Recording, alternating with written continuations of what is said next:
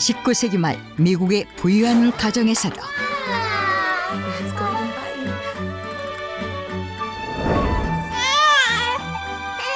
매일 끼니 걱정을 해야 할 만큼 가난한 가정에서도 아이를 키우는 집이라면 반드시 구비해두었던 한 가지가 있었는데 그것은 바로 마법의 시럽이었다.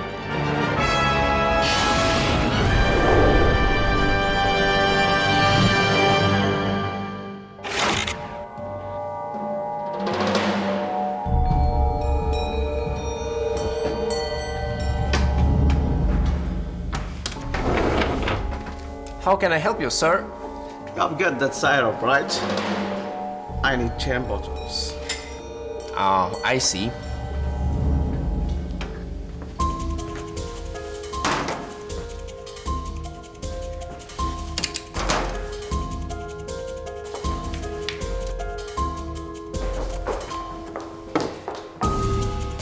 Oh, the syrup sold out. Please, come again tomorrow if you need it. I can't believe it's sold out. I've been waiting for 3 hours. Don't you have any for emergency or something? I'm really sorry, ma'am, but she was the last person who got it. Excuse me. He told me you were the last one to get the syrup. Would you please sell me 3? I wish I could, but I have many kids. This is hardly enough. 약이 들어오는 날이면 미국 전역의 약국들은 마법의 시럽을 사기 위한 사람들로 문전성시를 이루었는데 심지어는 이 시럽을 사기 위해 멀리 떨어져 있는 다른 지역의 약국을 찾아가는 일까지 비일비재했다. 그만큼 이 마법의 시럽은 19세기 중반부터 미국뿐만 아니라 유럽 전역에까지 큰 인기를 누리고 있었는데 아이가 있는 모든 가정에 필수적으로 구비돼 있었던 마법의 시럽. 그것은 바로 윈슬러 부인의 진정 시럽이었다.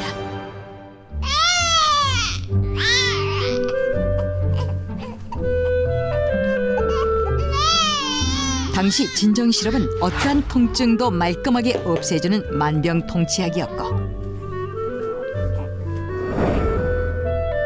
늦은 밤까지 잠자리에 들지 않고 투정 부리는 아이들을 재우는 데에도 탁월한 효과를 가지고 있었다. My youngest son cries every night because he suffers from teasing. So I can't sleep either. But he no longer cries. He just falls asleep when I feed him the syrup. It's so magical. 늦은 밤 아이들을 재우는 데 지쳐 있었던 엄마들에게 윈슬러 부인의 진정 시럽은 가장 큰 고민을 단숨에 해결해주는 그야말로 마법과도 같은 약이었고 시럽이 출시된 1849년 이후 뉴욕타임스 등의 유명 매체에서는 시럽을 극찬하는 기사들이 연일 쏟아져 나왔다. 그런데 미국과 유럽에서 가장 인기 있는 어린이 시럽을 개발한 사람은 놀랍게도 평범한 가정주부 샬럿 윈슬러 부인이었다. 19세기 초 젊은 나이에 남편을 여윈 윈슬러 부인은 20살 때부터 30년 동안 소아병동의 간호사로 근무해왔다. 그러던 1848년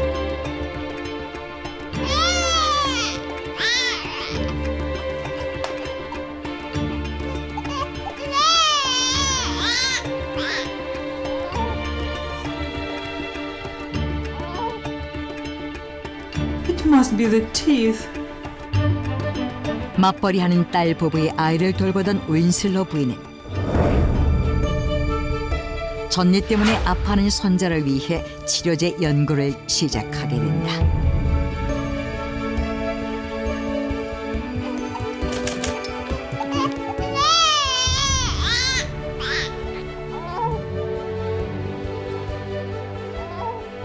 It doesn't hurt you anymore.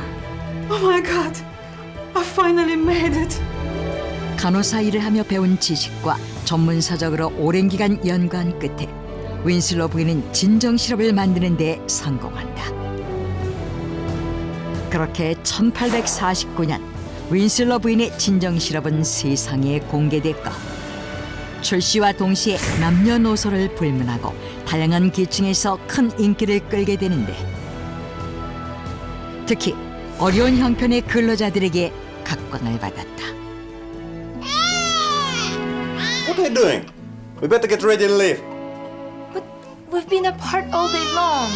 Just give me a few more minutes. She won't even know about that. Just put her in there sleep, okay? 당시 근로자들은 공장이나 농경지에서 맞벌이를 했는데 아기를 돌봐줄 보모를 고용할 여력이 없었기 때문에 일을 나가기 전 아기에게 시럽을 먹여서 강제로 재워야 했고 Hurry up. We can take it, but what about the baby? We also add the formula. Feed her some syrup. We should at least let her get some sleep. 굶주린 아기를 달래기 위한 방법으로도 시럽을 사용했던 것이다.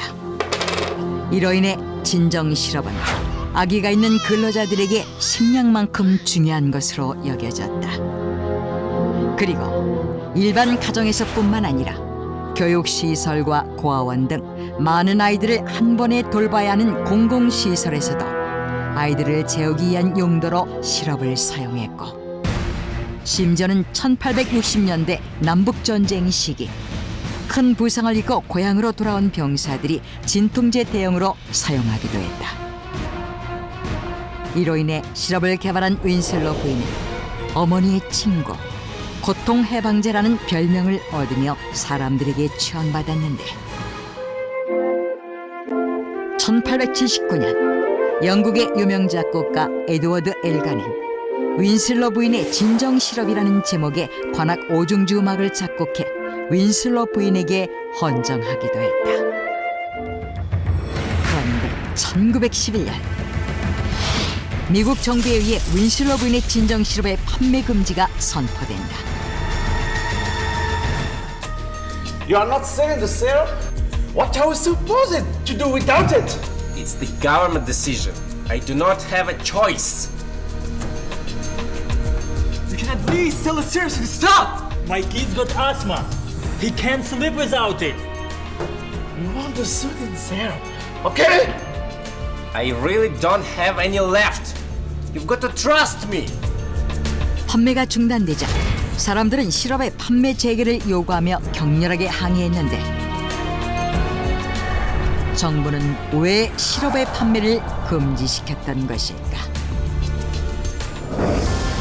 You know what? Mrs. Winslow's soothing syrup is in fact baby killer. No one should feed it to babies.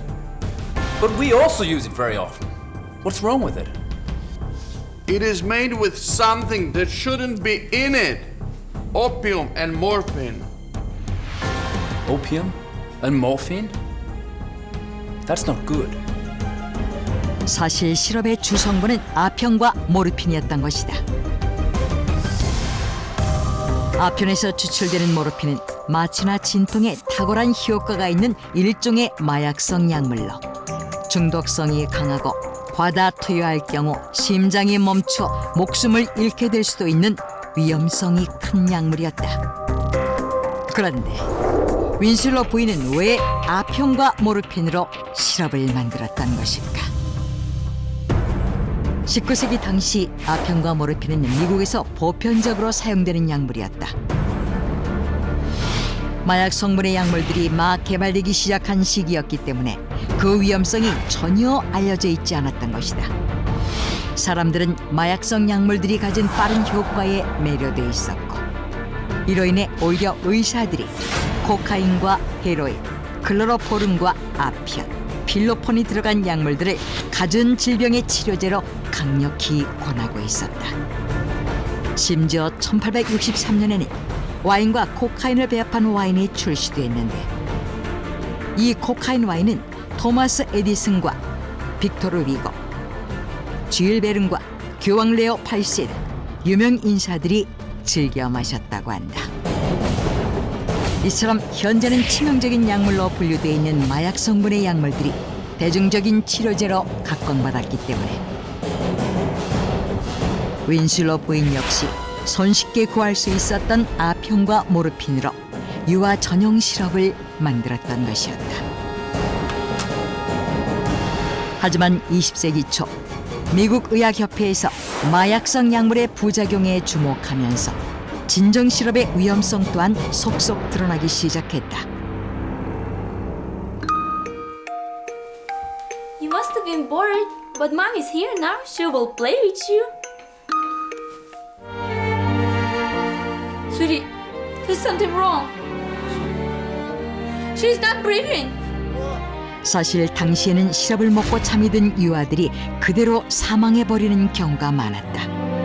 모르핀으로 제조한 윈슬러 부인의 진정 시럽은 아이들의 심장박동을 떨어뜨려서 수면 효과를 일으키고 있었고, 그렇게 잠이 든 아이들은 하루 중 절반이 넘는 시간을 혼수 상태에서 보내다가 모르핀 중독으로 사망해 가고 있었던 것이다. 하지만 19세기 당시의 미국은 가전 질병과 가난으로 유아 사망률이 매우 높았기 때문에 부모들은 아이가 영양실조나 질병사한 것이라고만 생각했을 뿐 사망 원인이 진정 시럽일 것이라고는 전혀 의심하지 않았던 것이었다. 결국 1911년 미국 의학협회가 윈슬러 부인의 진정 시럽을 위험 약물로 규정한 뒤에야 모든 사실이 밝혀졌고, 당시 큰 인기를 끌고 있었던 마약성 약물 10가지가 금지 약물로 규정되면서 미국의 모든 가정에서 윈슬러 부인의 진정 시럽은 자취를 감추게 된다.